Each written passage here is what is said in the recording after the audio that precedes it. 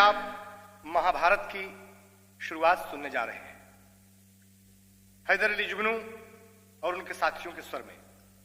उम्मीद है कि आपको यह गीत सबको पसंद आएगा। कहना है,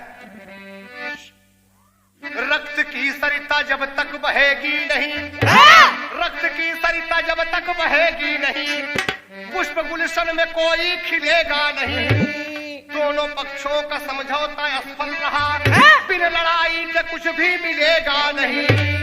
युद्ध की होने लगती है तैयारियां, पत्र लिख लिख के दर दर पठाया गया। कौरव पांडव में होना महाभारत है, सारी बातों से अवगत कराया गया।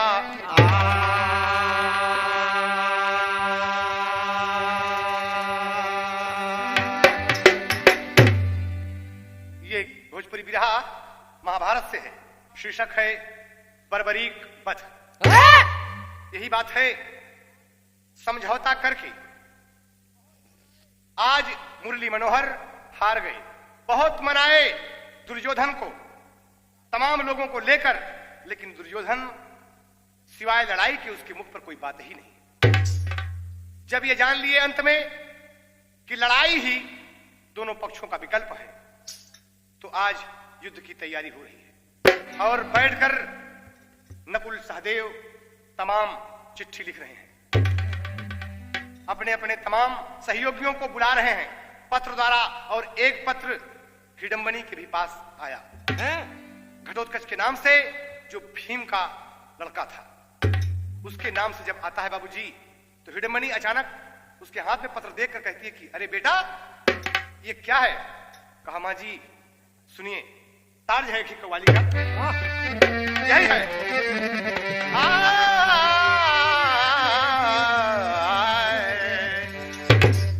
ये दिल आपका है, ये घर आपका है, ये दिल आपका है, ये घर आपका है, ये दिल आपका है, ये घर आपका है। यहाँ से निकल कर कहाँ जाइएगा, ये दिल आपका है, ये घर आपका है, ये दिल आपका है, ये घर आपका है। यहाँ से निकल के कहाँ जाइएगा, ये दिल आपका है, ये घर आपका है। ये दिल आपका है, ये घर आपका है। यहाँ से निकल कर कहाँ जाइएगा, यहाँ से निकल के कहाँ जाइएगा, यहाँ से निकल के कहाँ जाइएगा। खुदा जानता है, खुदा जानता है कि हम आपके हैं।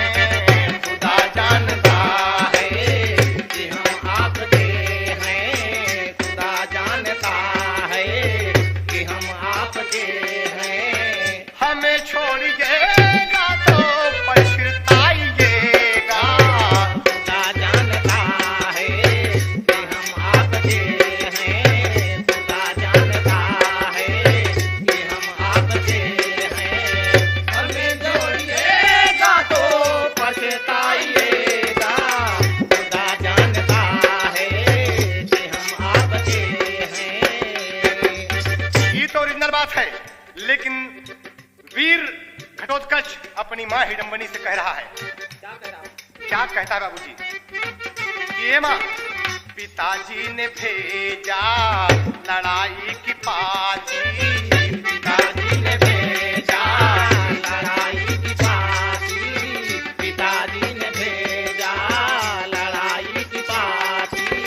मदद के लिए बेटा आ जाइएगा, पिताजी ने भेजा है लड़ाई की पाती, पिताजी ने भेजा लड़ाई की पाती।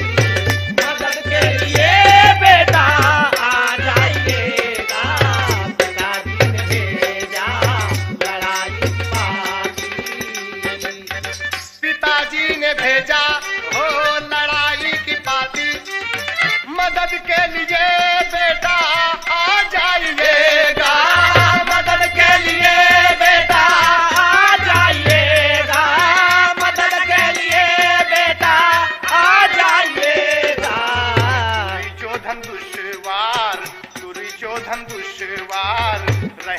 किया है।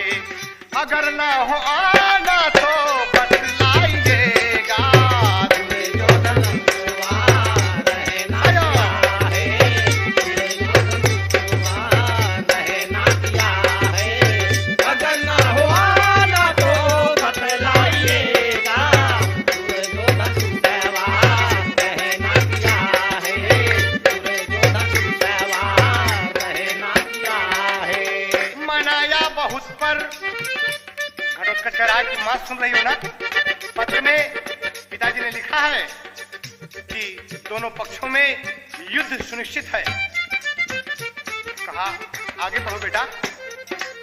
मनाया बहुत पर न माना निशाचर, समझौते का कोई चारा नहीं है। समझौते का कोई चारा नहीं है, समझौते का कोई चारा नहीं है। है लड़ने को तैयार दुर्योधन पापी, है लड़ने को तैयार दुर्योधन पापी, है लड़ने को तैयार दुर्योधन पापी। आके निजी बाण बरसाइएगा। है लड़ने को तैयार दुर्योधन पापी, है लड़ने को तैयार दुर्योधन पापी। आके निजी बाण बरसाइएगा। है लड़ने को तैयार दुर्योधन पापी, है लड़ने को तैयार दुर्योधन पापी। कहा मां पत्र में यही बात पिताजी ने लिखा है। दुर्योधन से जंग होगी मां, और वो दुर्योधन का कहना है मां कि बिना लड़ाई के सुई के नोक बराबर जमीन मैं नहीं दूंगा। कोई हिस्सा नहीं है। मां हिडम्बनी कांप गई बाबूजी ये बात सुनकर कि अरे इतने बलशाली हमारे पतिदेव और उनको हिस्सा नहीं मिल रहा है, क्या होता बाबूजी। शेर में भाव। हिडम्बनी ये बात सुन के परेशान हुई। हिडम्बनी ये बात सुन के परेशान हुई, हिडम्बनी ये बात सुन के परेशान हुई, हिडम्बनी ये बात सुन के परेशान हुई। हिडम्बनी ये बात सुन के परेशान हुई, हिडम्बनी ये बात सुन के परेशान हुई। उसके चेहरे की सुनो लापता मुस्कान हुई। घटोत्कच कहा चिंता की कोई बात नहीं।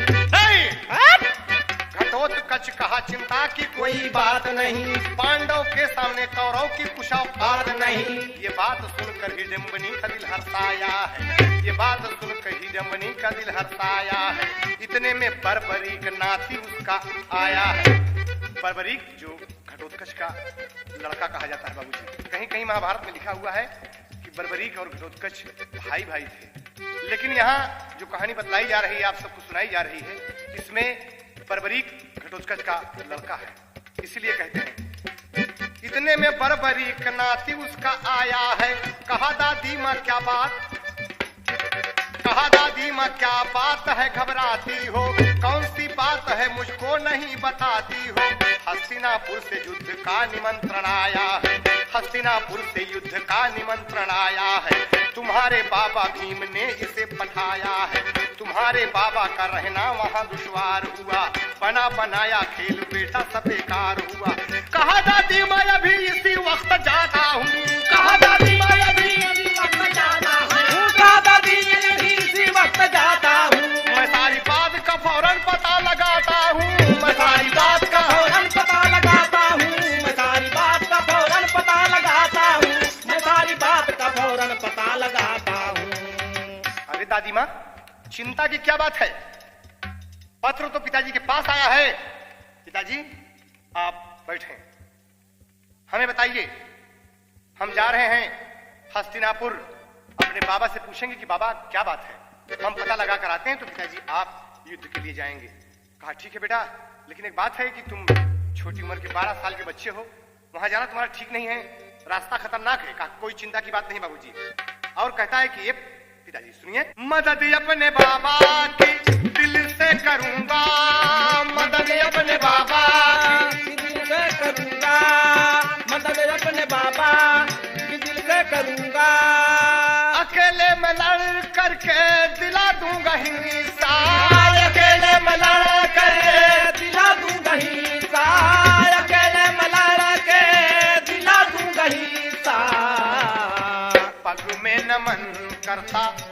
आशीष दे दो। पग में नमन करता आशीष दे दो, पग में नमन करता आशीष दे दो। लड़कपन से मेरे ना घबराइएगा, पग में नमन करता आशीष दे दो, पग में नमन करता आशीष दे दो। लड़कपन से मेरे ना घबराइएगा, पग में नमन करता आशीष दे दो। अरे सब मना कर रहे हैं, लेकिन सबको प्रणाम करके चल दिया। कहा मैं जा रहा हूं पिताजी, चिंता की बात नहीं है। अरे भीम बाबा को तमाम सेना की क्या जरूरत है? हम अकेले ही युद्ध का फैसला कर देंगे। और जब जा रहा है बाबूजी, सोचता है, कह रहा है कि पिताजी मेरे कहते हैं कि छोटी उम्र को 12 साल की तुम्हारी उम्र है, तुम बच्चे हो। अरे ये नहीं जानते कि शेर के घर में शेर पैदा होता है। मैं लड़ूंगा, अवश्य लड़ूंगा। और कहता है बाबूजी, एक तर्ज मिला यहाँ पर, तर्ज भाई है। अगर सच बोला तो, अगर सच बोला तो जग में गुजारा हो नहीं सकता।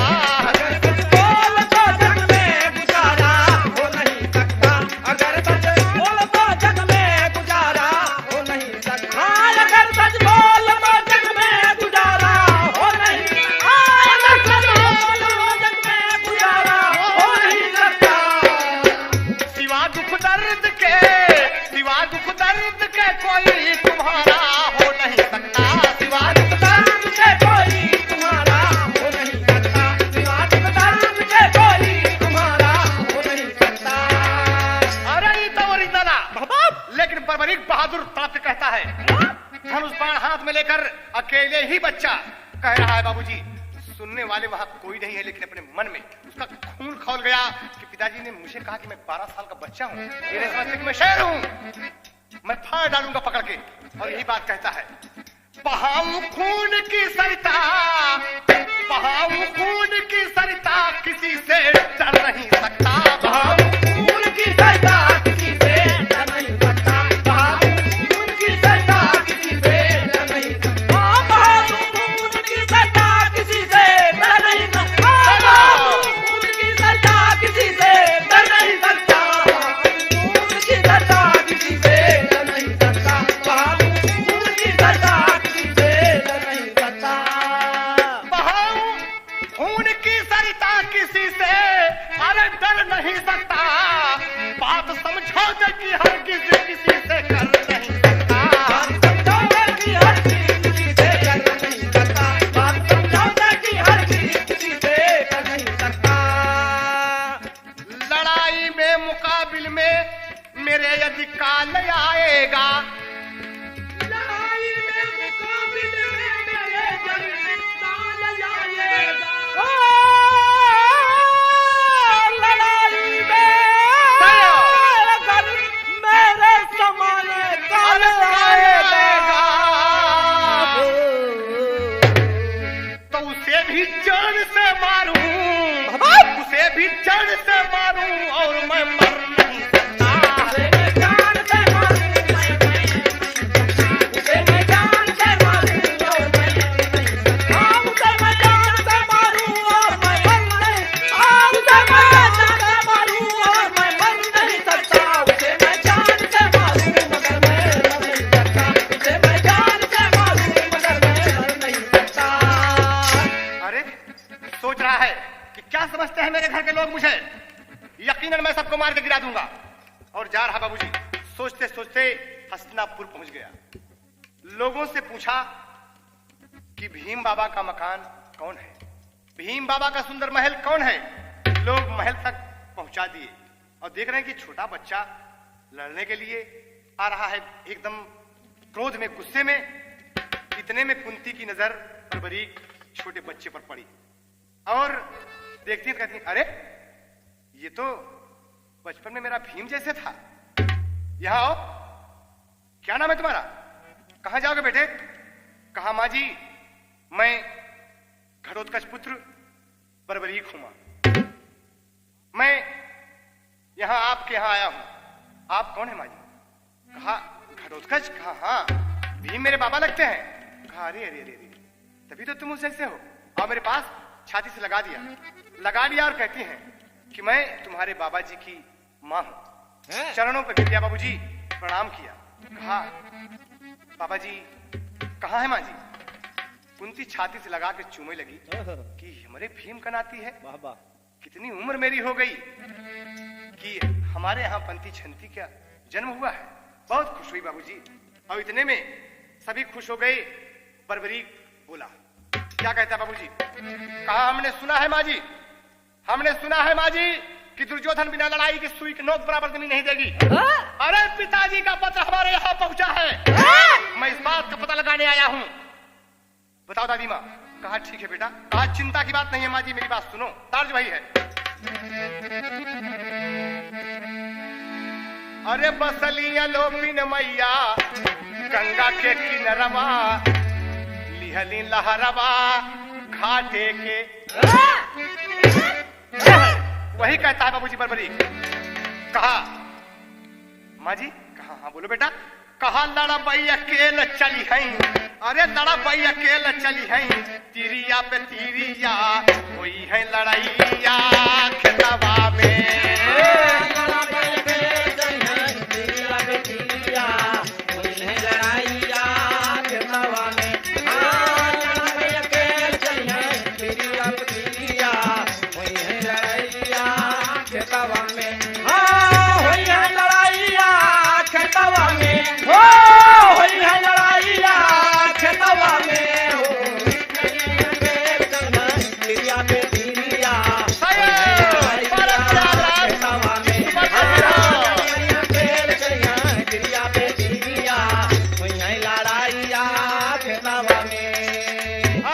चिंता की बात नहीं है, सुना हमार बात।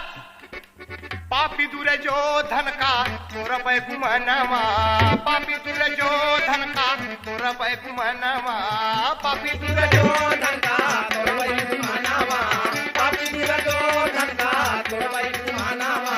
सब ही कहा मकई नौ पै बधनवा, सब ही कहा मकई नौ पै बधनवा। अरे काटा दूर हो जाई माई, तू चिंता काहे करत मां? तोहारी नाती पंती अब जिंदा है हे मां। दूर हो जाई माई कपरा कभीरिया हुई है लड़ाइया खेतवा में। दूर हो जाई माई कपरा कभीरिया हुई है लड़ाइया खेतवा में। दूर हो जाई माई कपरा कभीरिया हुई है लड़ाइया खेतवा में। हुई है लड़ाइया खेतवा में, हुई है लड़ाइया खेतवा में। दूर हो जाए माई कपड़ा कभीरिया हुई है लड़ाइया खेतवा में। दूर हो जाए माई कपड़ा कभीरिया हुई है लड़ाइया खेतवा में। माँ सब कुछ ठीक हो जाएगा, चिंता की बात नहीं है। और इधर देखिए बाबूजी, युद्ध मैदान में यानी कुरुक्षेत्र के अंदर झंडा गाड़ने की तैयारी हो रही है। साइट मिली है, मुहूर्त मिला है कि जिसका झंडा पहले गड़ेगा उसी की विजय होगी। वहां तैयारी हो रही बाबूजी। और देखा कुंती धीरे धीरे अपने बर्बरीक का अपने साथे लिवा के चल गए। तू कितना अच्छा है मुन्ना, तो हाल लुटी बाल जैसे हमारे भीम लड़कपन में रहा। कहे माँ जी आप कितनी अच्छी हैं, पूरा घर कितना अच्छा है माँ, और यहाँ लोग हिस्सा नहीं दे रहे हैं। ये बात सुन के आप जानती है माँ जी, मेरा खून खौल गया कि मैं चलकर अकेले ही हिस्सा दिला दूंगा। कुंती गदगद हो गई, बार बार बर्बरीक का मुंह चूम लिया कि बा बेटा। और इधर देखा, अरे झंडा गाड़ई की ओहर होला तैयरिया, झंडा गाड़ई के ओहर होला तैयरिया। इतने मलई के पहुंची कुंती मैरिया, इतने मलई के पहुंची कुंती मैरिया, इतने मलई के पहुंची कुंती मैरिया। जहां पर मनमोहन, नकुल सहदेव, धर्मजी, भीम जी सब उपस्थित हैं। झंडा सजा हुआ है, गाड़ने की तैयारी कर रहे हैं। वहां पर कुंती जी लेके पहुंच गई। कहा भीम, भीम से बतौलिन जीनी करा तू फिक्रिया हुई है लड़ाइया खेतवा में। भीम से कहा जीना करा फिक्रिया हुई है लड़ाइया खेतवा में। भीम से बतावा जीना करा फिक्रिया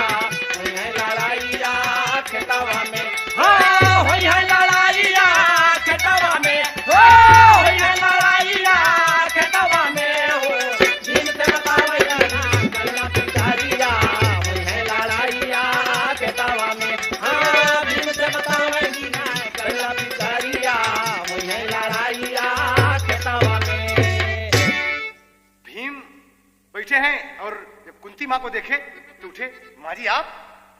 भीम ने पूछा माँ ये कौन है? कुंती ने कहा तेरा नाती है पगले। अरे तेरा नाती है, घटोत्कच का पुत्र है, इसका नाम बर्बरीक है। कहा ये मेरा नाती है माँ जी? यहाँ बेटा। कुंती कहती है कि बर्बरीक यही तुम्हारे भीम बाबा है। बाबा के पौंगा पर गिर गए बाबूजी, बाबा के पौंगा पर गिर गया। भीम छाती से लगा लिए, बेटा और सब तो ठीक है ना? कहा हाँ बाबूजी सब कुछ ठीक है। परिचय दिए कि ये भगवान श्री कृष्ण है। प्रणाम किया, धर्म जी को प्रणाम किया, सबको प्रणाम किया, सब खुश हो गए। और बार बार कहता है कि बाबा जी वो लोग कहाँ हैं जो लोग हिस्सा नहीं देते आपको? कहाँ है बाबा जी वो लोग जो आपको हिस्सा नहीं देते? आपका पत्र गया बाबा जी, हम आए हैं, बताइए ना। मनमोहन बैठे हैं, मुरली मनोहर हंस दिए। क्या साहस है। भीम खुश हो गए, छाती से चिपका के अपने नाती से कहा कि बेटा बहुत अच्छा, बहुत अच्छा। और इतने में बाबूजी कृष्ण बोले कि तुम छोटी उम्र में लड़ने आए हो, लड़ाई तुम अकेले करना चाहते हो? कहा अरे क्या बात है इसमें? बहादुर बहादुर होता है, चाहे वो छोटा हो चाहे बड़ा हो। कहा अरे तरकसमा केवल तीन ही बनवा, तरकसमा केवल तीन ही बनवा, लड़ने चला उमरिया रहली बाल पनवा, तरकसमा केवल तीन ही बनवा, लड़ने चला उमरिया रहली बाल पनवा, करकत में केवल तीन ही बन। हाँ लड़ने चला उमरिया रहली बाल पनवा, करकत में केवल तीन ही बन।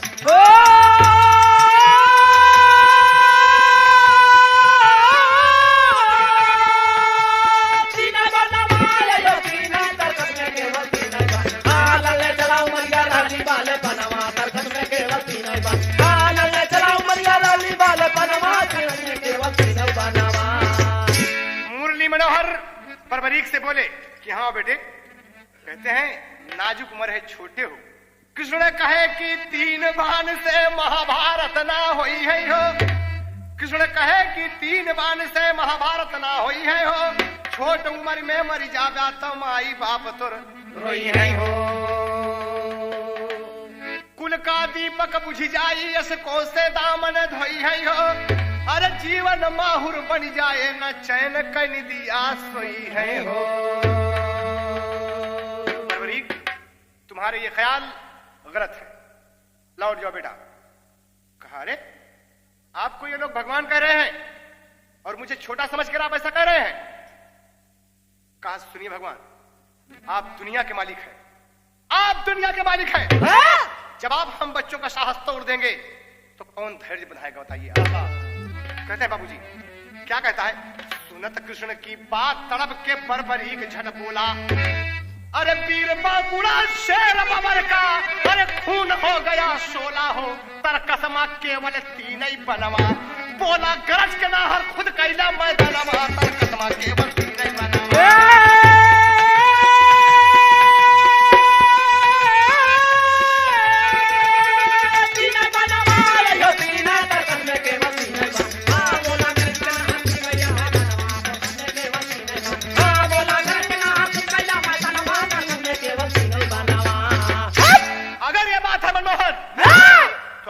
जंग मुझसे कर लीजिए। भीम कहते हैं कि ना ना ना ना ना ना बेटे ना, ऐसी बात नहीं कहते, ये तो हमारे परम मित्रों में से हैं, अर्जुन के सखा हैं, कैसी बात कर रहे हो? कहा बाबा जी ये मेरी वीरता को ललकारते हैं कि मैं 3 बाण लेके आया हूं। अरे ये कहीं बाण काफी है इस महाभारत के लिए। 18 हजारी सेना का मैं विनाश कर दूंगा एक ही बाण से, ये मेरा दावा है। कहता है बाबूजी बस इतनी सी बात जब सुने तो भीम का साहस बढ़ गया कि हमारे परिवार में ऐसे ऐसे बच्चे पैदा हुए। भगवान बोले कि सुनो तुम्हारी परीक्षा होगी। कहा परीक्षा ले लो, इसी वक्त ले लो, इसी वक्त परीक्षा। बर्बरीक परीक्षा से पीछे हटने वाला नहीं है। और क्या कह रहा है बाबूजी? कहा 18 छौनी सेना होगी ना इसमें, इस लड़ाई में मैं केवल एक ही बाण से सबको मारने का दावा रखता हूं। बाबूजी अब क्या कहता है? एक कव्वाली का तर्ज लगा,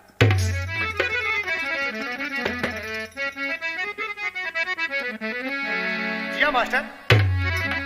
बर्बरीक कह रहा है बड़े दिलेर पांडु के घराने वाले हैं, बड़े दिलेर पांडु के घराने वाले हैं, बड़े दिलेर पांडु के घराने वाले हैं, बड़े दिलेर पांडु के घराने वाले हैं, बड़े दिलेर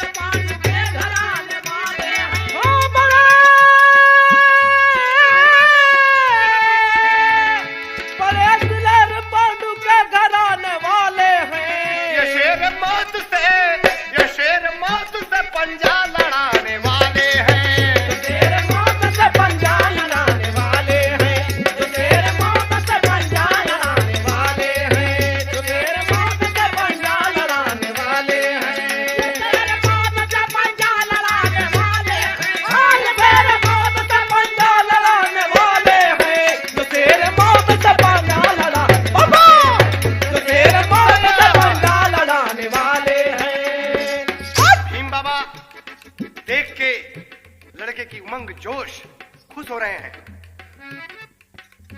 कसम बाबा की मैं सबको अकेले मारूंगा। बाबा की मैं आज सबको अकेले मारूंगा मारूंगा मारूंगा। नहीं नहीं बगजंग से पीछे हटाने वाले हैं। नहीं हम जंग से पीछे हटाने वाले हैं। नहीं हम जंग से पीछे हटाने नहीं हम जंग से पीछे हटाने वाले नहीं हम जंग से पीछे हटाने वाले हैं। नहीं हम जंग से पीछे हटाने वाले हैं। नहीं हम जंग से पीछे हटाने वाले हैं। दे के आशीष कुरुक्षेत्र में भेजो मुझको। दे के आशीष कुरुक्षेत्र में भेजो मुझको।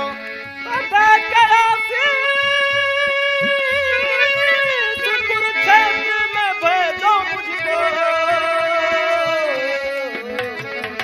एक ही बाण से सबको मिटाने वाले हैं। एक ही बाण से सबको मिटाने वाला है। एक ही बाण से सबको मिटाने वाले हैं। एक ही बाण से सबको मिटाने वाले हैं। एक ही बाण से सबको मिटाने वाले हैं। अपने खानदान के बच्चे की ऐसी बात सुनकर भीम बर्बरीक को छाती से लगाकर मुंह चूम लिया और बोले शाबाश भाई, बहुत अच्छे बेटे। कृष्ण बोले ठीक है, हम कब समझेंगे कि तुम एक ही बाण से सबको मार गिराओगे, जब तुम इस पीपल के पेड़ में जितने भी पत्ते हैं सबको एक ही बाण में छेद डालो। याद रहे बात कि कोई पत्ता बाकी न रहे। कहा, हंसने लगा, कहा मुरली मनोहर जी आप सच्चिदानंद हैं, सर्वव्यापी हैं, लीजिए मेरी परीक्षा। और लड़का तैयार हो गया। भीम लगे सोचने कि ये कैसे एक ही बाण में पीपल के पूरे पत्ते को छेद डालेगा। लेकिन बाबूजी क्या कह रहा है बर्बरी, ताज है। कहे भेजलो न चिट्ठिया संदेश हो, कांधा भाई ले सपनवा। भेजलो न चिट्ठिया संदेश हो, कान्हा भाई ले सपनावा। भेजलो न चिट्ठिया संदेश हो, कान्हा भाई ले सपनावा। यह और ज्यादा। लेकिन कवि का कहना है बर्बरीक बहादुर, धैले धनुहिया पे पान हो जनाया इल तूफानवा। धैले धनुहिया पे बाण हो जनाया इल तूफानवा। धैले धनुहिया पे बाण हो जनाया इल तूफानवा। जनाया इल तूफानवा, जनाया इल तूफानवा। धैले धनुहिया पे बाण हो जनाया इल तूफानवा। धैले धनुहिया पे बाण हो जनाया इल तूफानवा। पेड़ावा का पात सब छेद दिहले बनवा। पेड़ावा का पात सब छेद दिल बनावा। पेड़ावा का पात सब छेद दिल बनावा। एक पात टूट के गिरल बाधरनवा। एक पात टूट के गिरल बाधरनवा। एक पात टूट के गिरल बाधरनवा। पौआ से दाबे यही हो, पौआ से दाबे भगवान हो जनाया इल तूफानवा। पौआ से दाबे भगवान हो जनाया इल तूफानवा। पौआ से दाबे भगवान हो जनाया इल तूफानवा। आइल तूफानवा हो, आइल तूफानवा। आइल तूफानवा हो, आइल तूफानवा। पौआ से दाबे भगवान हो जनाया इल तूफानवा। पौआ से दाबे भगवान हो जनाया इल तूफानवा। उठाया बाण, मार दिया पीपल के पेड़ में, तमाम पत्तों को छेदता हुआ बाण। लेकिन एक पत्ता टूट कर गिर गया और टूट के जब गिर गया तो भगवान देख रहे हैं कि पत्ता नीचे गिर गया है। मैंने कहा है कि कोई भी पत्ता बाकी न रहे, और अपने पांव से दबा लिए। भगवान पांव से दबा लिए कि देखो अब क्या होता है। पूरे पत्ते को छेद कर बाण वहां पहुंचता है। देखिए बाबू जी क्या कमाल है बरबरी के बाण में। बनवा रुकाला जहां हरि का चरनावा, बनवा रुकाला जहां हरि के चरनावा, बनवा रुकाला जहां हरि के चरनावा। बोला बरबरीक का समानी तोहरे मनवा, बोला बरबरीक का सामाई तोहरे मनावा, बोला बरबरीक का सामाई तोहरे मनावा। अरे भगवान के पांव के पास बाण पहुंचा है। भीम देख रहे हैं कि अरे बरबरीक ये तो भगवान का पांव छेद देगा। कहा है बाबा आप शांत रहें, ये चोर है ना, हमेशा चोरी किए हैं। देखा ना इनके कहे हे पौवा हटाला श्रीमान हो, पौवा हटाला श्रीमान हो, जनाया आइल तूफानवा, पौवा हटाला श्रीमान हो, जनाया आइल तूफानवा, पौवा हटाला श्रीमान हो, जनाया आइल तूफानवा। कहे भगवान पांव हटा लीजिए। हटा लेना नहीं तो बाण छेद डाली। और क्या कहा था, बाण नहीं हटाएगा, आप पांव हटा लीजिए प्रभु। भगवान जल्दी से हटा लिए। पौवा हटाए बाण पतवा कबे धले, पौवा हटाए बाण पतवा कबे धले, पौवा हटाए बाण पतवा कबे धले। तर्कस में लौट के बाण गैले सब देखले, तर्कस में लौट के बाण गैले सब देखले, तर्कस में लौट के बाण गैले सब देखले। मनवा में सोचे सोचे, मनवा में सोचे भगवान हो, जनाया आइल तूफानवा, मनवा में सोचे भगवान हो, जनाया आइल तूफानवा, मनवा में सोचे भगवान हो, जनाया आइल तूफानवा। जहाँ आइल तूफानवा, जहाँ आइल तूफानवा, मनवा में सोचे भगवान हो, जहाँ आइल तूफानवा, मनवा में सोचे भगवान हो, जहाँ आइल तूफानवा। कहा बाबूजी। बस कमाल की बात है कि बाण पत्ते को छेद कर और पुनः लौट कर बरबरी के तर्कस में पहुंच गया। देखकर भीम आश्चर्यचकित हो गए कि अरे सभी देखकर आश्चर्यचकित हो गए। और क्या कहते हैं बाबूजी कि आज मगन मन मस्त भये लखी भीम सेन बलकारी। अरे हंसई कृष्ण पर मन में उनके चिंता भइली भारी। अरे हंसई कृष्ण पर मन में उनके चिंता भइली भारी हो। तरकसमा केवल तीन ही बनवा, अरे तरकसमा केवल तीन ही बनवा। अरे मुरारी कहे कि बेटवा तू हुआ बल बनवा, तरकसमा केवल तीन ही बनवा।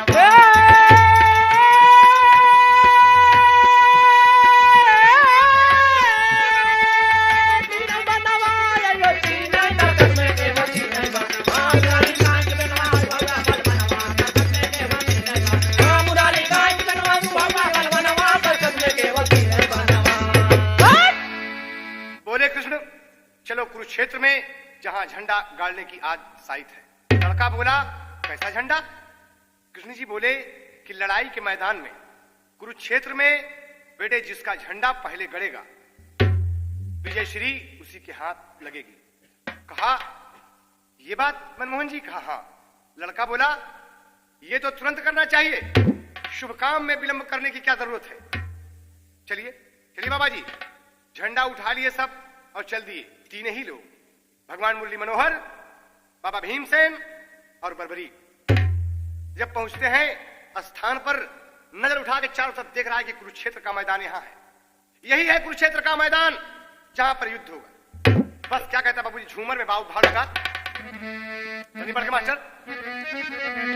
अरे हंस के बोला बरबरी के जब मुहूर्त यह नीक, हंस के बोला बरबरी के जब मुहूर्त यह नीक। ठीक झंडा फहरावा मैदान जंग में, बात माने भगवान झटकी हले पयान। सीना तान वीर धावा मैदान जंग में। जबकि पहुंचे कुरुक्षेत्र लड़का देखे खोली नेत्र कुरुक्षेत्र का मनावा मैदान जंग में बोला गरज के शेर बोला गरज के शेर बाबा धावा जनी देर ढेर समय जन गवावा मैदान जंग में समय जी गवावा मैदान जंग में समय जी गवावा मैदान जंग में मैदान जंग में मैदान जंग में मैदान जंग में मैदान जंग में समय जी गवावा मैदान जंग में समय जी गवावा मैदान जंग में बहुत सुंदर मैदान है बाबा झंडा गाड़ा जाए कृष्ण जी इतने में बोलेगे बोले क्या बोलते हैं चेहरा उदास है कुछ बरबरी कहा कि भगवान कहा क्या बात है कहा कुछ नहीं कहा कुछ तो बताइए विदेशिया में भाव लगा था अरे कृष्ण से बतिया कहन लागा शेरवा काहे बदे हरि जी उदास ऐसन शुभ दिनवा मन लट कौल कारण बतावा हमसे कहा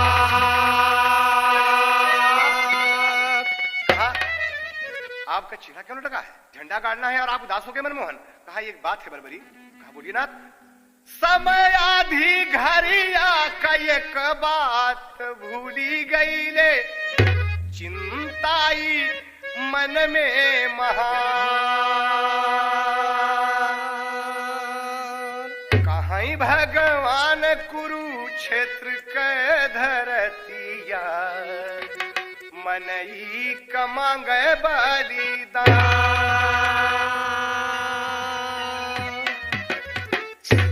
ये बात सुनकर बरबरी चौंक गया कि अरे आदमी का बलिदान ये धरती चाह रही है कहा हाँ बरबरी लेकिन समय आधी घड़ी का है कहा बाप रे ये तो गजब हो गया वहां क्यों नहीं बताया किसे लाया जाए किस बेकसूर को यहां मारा जाए किसका बलिदान किया जाए बताओ बाबा कहा बेटे मेरे कुछ समझ नहीं आता मुरली मनोहर खड़े हैं देखिए क्या चाल भगवान खेल दी और क्या कहते हैं मन में उनके एक बात बसी हुई है कि अगर बरबरी महाभारत की लड़ाई में मौजूद है तो लड़ाई नहीं होगी अकेले ही सबको ये मार डालेगा और क्या करें चाल से काम बन जाएगा सेवा में हाजिर है खड़ा गुलाम काम बन जाएगा सेवा में हाजिर है खड़ा गुलाम काम बन जाएगा सेवा में हाजिर है खड़ा गुलाम काम बन जाएगा हाँ काम बन जाए काम बन जाए काम बन जाए काम बन जाए काम बन जाएगा सेवा में हाजिर है खड़ा गुलाम काम बन जाएगा सेवा में हाजिर है खड़ा गुलाम काम बन जाएगा कह रहे हैं भगवान कि भीम इतनी जल्दी और न कौनो सूझत यह उपाय इतनी जल्दी और न कौनो सूझत यह उपाय हमारी गर्दन काट के आपन लीजिए जीत कराए काम बन जाएगा यहीं से हमारा किस्सा करो तमाम काम बन जाएगा यहीं से हमारा किस्सा करो तमाम काम बन जाएगा यहीं से हमारा किस्सा करो तमाम काम बन जाएगा हाँ काम बन जाए काम बन जाए काम बन जाए काम बन जाए काम बन जाएगा यहीं से हमारा किस्सा करो तमाम काम बन जाएगा यहीं से हमारा किस्सा करो तमाम काम बन जाएगा भीम कहे हम भाई पांच हैं ये भगवान आप अपने आप को बलि पर चढ़ाना चाहते हैं हमार बात सुना नाथ भीम कहे हम भाई पांच हैं सुनिए हे करतार भीम अगर मर जाए है तब तो बची है भाई चार काम बन जाएगा हम पांच भाई हैं नाथ अगर हम मर जाओ तो हमारे चार भाई बचे और नाथ आप तो यशोदा मैया के अकेले है ना कैसे हो जाए बोला भीम अगर मर जाए है भीम अगर मर जाए है तब तो बची है भाई चार काम बन जाएगा अरे विजय के संग संग होई भीम का नाम काम बन जाएगा विजय के संग संग होई भीम का नाम काम बन जाएगा विजय के संग संग होई भीम का नाम काम बन जाएगा हाँ काम बन जाए काम बन जाए काम बन जाए काम बन जाए काम बन जाएगा विजय के संग संग होई भीम का नाम काम बन जाएगा विजय के संग संग होई भीम का नाम काम बन जाएगा कहा बात तो सही है बात तो आप सही कह रहे हैं भीम लेकिन आप अगर बल की बेटी पर चढ़ गए तो हम बल बोली हाँ ना बताइए कृष्ण कहे तनि भीमसेन जी करा प्रतिज्ञा याद कृष्ण कहे तनि भीमसेन जी करा प्रतिज्ञा याद कौरव सौ भाई के मारे तोहरे मरे के बाद काम बन जाएगा, काम बन जाएगा।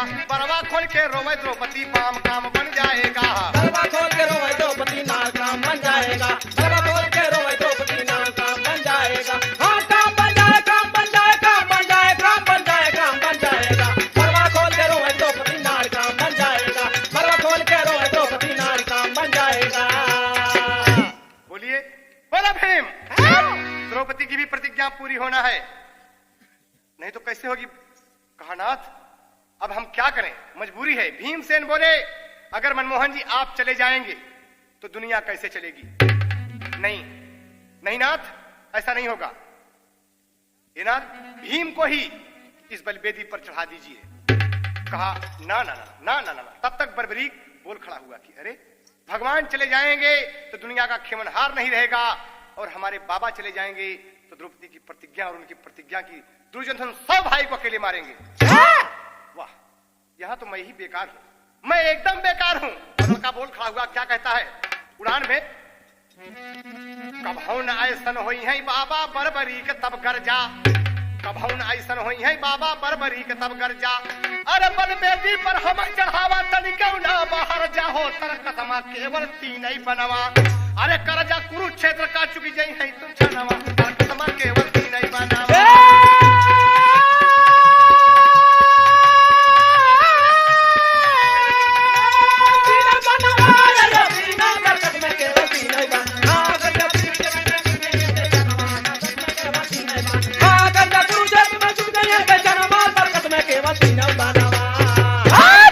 बाबूजी गौर करने की बात है कि कुरुक्षेत्र का कर्जा चुक जाएगा ना, मुझे ही बलवेदी पर चढ़ा दो। भीम बर्बरी को छाती से लगा ली। नहीं नहीं बेटा ऐसा नहीं होगा, ना ना ना। भगवान बोले यही ठीक है, या तो मुझे बलि चढ़ा दो या बर्बरी को। भीम बोले नाथ कुछ समझ में नहीं आ रहा है कि मैं क्या करूं। बच्चा खड़ा है बर्बरी। भीम रोने लगे और कन्हैया जी से कहते हैं, क्या कहते हैं बाबूजी, एकदम लावनी तर्ज में।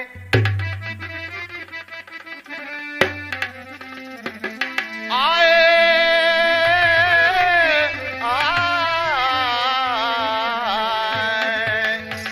आए कुछ न समझ में भगवान, हे कृष्ण कन्हैया मर्जी तुम्हारी। हे कृष्ण कन्हैया मर्जी तुम्हारी। हे कृष्ण कन्हैया मर्जी तुम्हारी। आए आए कुछ न समझ में भगवान, हे कृष्ण कन्हैया मर्जी तुम्हारी। हे कृष्ण कन्हैया मर्जी तुम्हारी। हे कृष्ण कन्हैया मर्जी तुम्हारी। बर्बरी को पकड़े हैं और क्या कहते हैं, आए आए बर्बरीक मेरे वंश कछौना हुआ नहीं है शादी गौना। बर्बरी का मेरे वंश कछौना हुआ नहीं है शादी गौना। बर्बरी का मेरे वंश कछौना हुआ नहीं है शादी गौना। खटोत कच का पीर पिरौना कैसे दे दूं सुघर खिलौना। खटोत कच का वीर पिलौना कैसे दे दूं सुघर खिलौना। खटोत कच का वीर पिलौना कैसे दे दूं सुघर खिलौना। तन से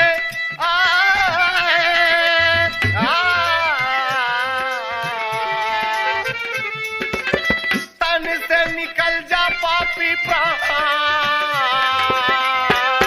हे कृष्ण कन्हैया मर्जी तुम्हारी। हे कृष्ण कन्हैया मर्जी तुम्हारी। हे कृष्ण कन्हैया मर्जी तुम्हारी। अरे बाप रे, यही बात सुन के भीम रो रहे हैं और इतने बर्बरी क्या कहता है, आए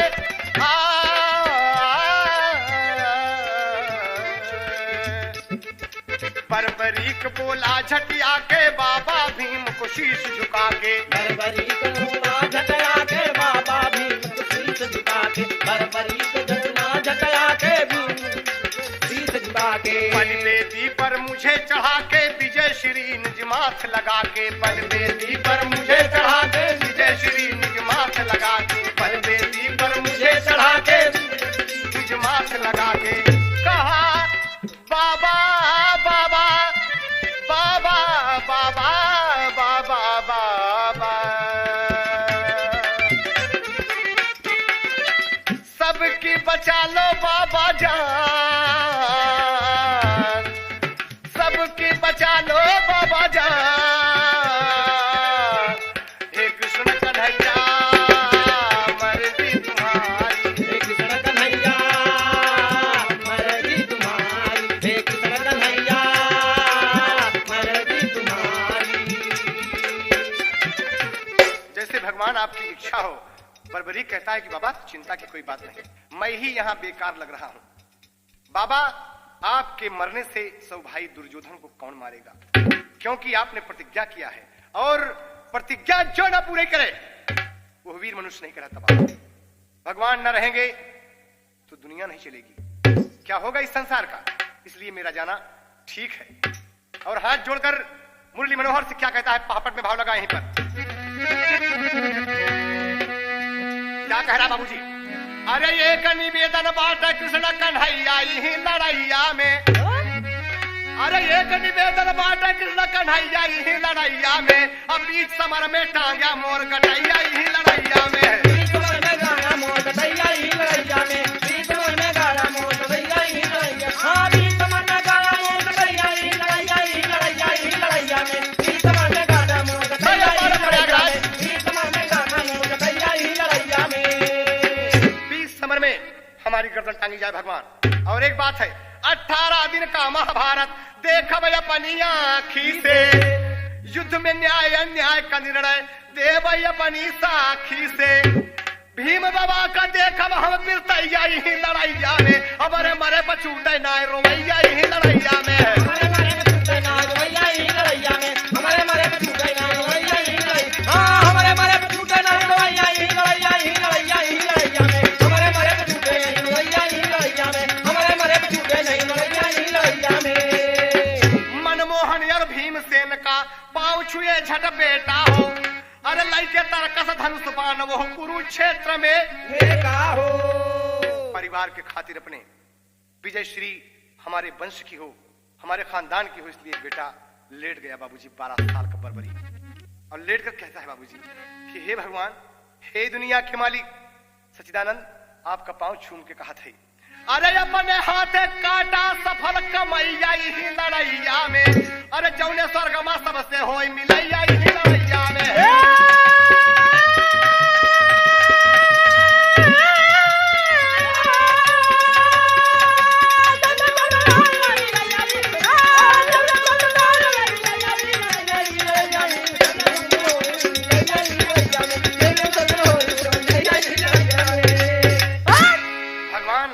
ऐसा ही होगा।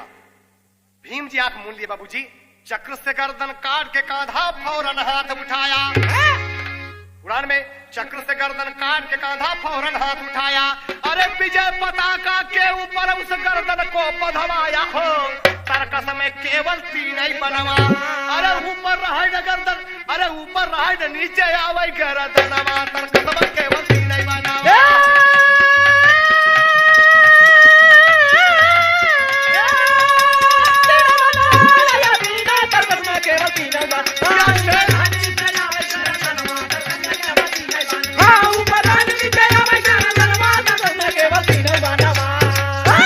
भगवान झंडे के ऊपर बंधवा दिए, ऊपर इसलिए बंधवा दिए कि अगर बरबरी की खोपड़ी युद्ध के समय नीचे आ जाएगी तो इसकी गर्दन ही संपूर्ण युद्ध को अकेले समाप्त कर देगी, अकेले समाप्त कर देगी।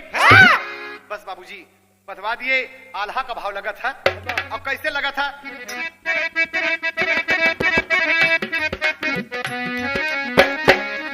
अरे पहला बलिदान बरबारिक का भैया भैया,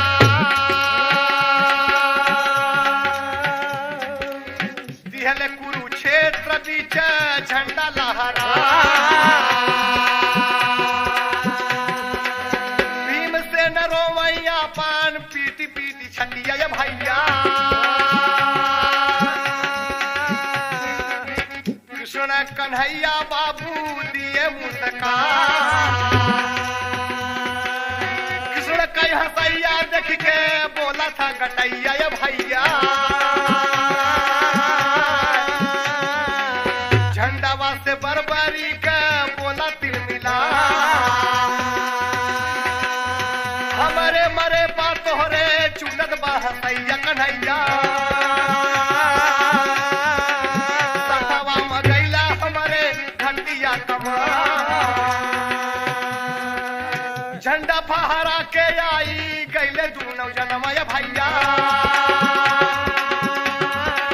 घरवा मतिहले सारी बतिया बता केहू नहीं जान पहले कांधा का भेजवा भैया जाने बरबरी कया तो जाने भगवान छोट के सुगानावा का सुनी के मरनमय भैया धर्म जी का सारा परिवार बिलखा कुंती इत्यादि द्रौपदी आदि सभी बाबूजी रोने लगे कि अरे ये आप लोगों ने क्या किया। बाबूजी लड़ाई शुरू हो गई, लड़ाई शुरू हो गई, बर्बरीक का बलिदान हो गया। दादा पंधारी के तर्ज में लगा था, एकदम युद्ध देख रहा है और क्या कहता है बाबूजी, अरे विजय पताका धर्म दिहले लहराई हो, अरे देखे बर्बरीक, अरे देखे बर्बरीक महाभारत की लड़ाई हो, देखे बर्बरीक महाभारत की लड़ाई हो, देखे बर्बरी महाभारत की लड़ाई हो, देखे बर्बरी महाभारत की लड़ाई महाभारत की लड़ाई महाभारत की लड़ाई हो, देखे बर्बरी महाभारत की लड़ाई हो, देखे बर्बरी महाभारत की लड़ाई हो, देखे बर्बरी। लड़ाई शुरू हुई। जब जब कौरव धोखेबाजी करते हैं, युद्ध में नियम का उल्लंघन करते हैं, युद्ध नियम का उल्लंघन करते हैं, बर्बरी की खोपड़ी तड़प के रह जाती है। क्या करे, वो नीचे नहीं आ सकती, अन्यथा खोपड़ी से ही पूरी सेना का वो विनाश कर दे। भगवान सब जान रहे हैं, महाभारत में पांडवों की विजय हुई। बाबूजी खोपड़ी को उस दिन बहुत तकलीफ हुई जिस दिन धोखेबाजी से अभिमन्यु का वध किया गया चक्रव्यूह के अंदर। द्रोणाचार्य के कृत्य पर बर्बरीक, उनके कृत्य पर बर्बरीक रो दिया कि आप गुरु होके शिष्य के साथ धोखा किया।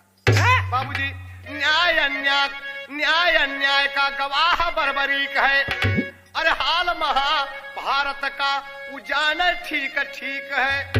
बाबूजी पूरी व्यवस्था को देख रहा है, पूरे हाल को जान रहा है और कहता क्या है, अरे पांचों जन के गर्भ कहे मुंह से बड़ाई हो, देख बर्बरीक।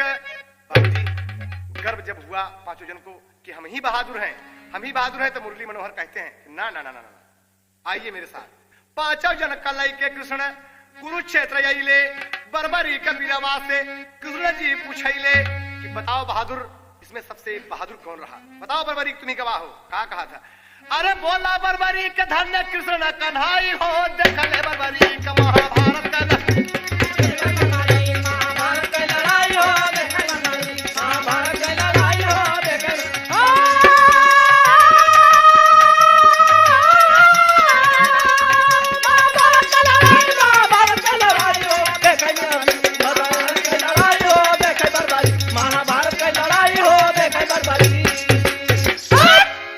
बाबूजी। कहा ये कहानी बर्बरीक का बलिदान हुआ बाबूजी, इसलिए गाने का शीर्षक रखा गया कि बर्बरीक वध। कहना है, जितना वीर मरे यह जंग में सबको मारे आप। गवाही में कह रहा है कि मुझे न अर्जुन, न ही भीम, न धर्मराज, कोई नहीं, केवल एक ही दिखाई पड़ रहा था, वो है कृष्ण। आप ही ने सबको मारा है ना, आप ही बहादुर हैं, आप ही के जरिए महाभारत हुआ। क्या कहता बाबूजी कि जितना वीर मरे यह जंग में सबको मारे आप। यादव राम आधार कहे कि अरे सबका कट गया पाप। तर्क समा केवल तीन ही बनवा, जब में हैदर अली का लागल बाटे मनवा। तर्क समा केवल तीन ही बनवा।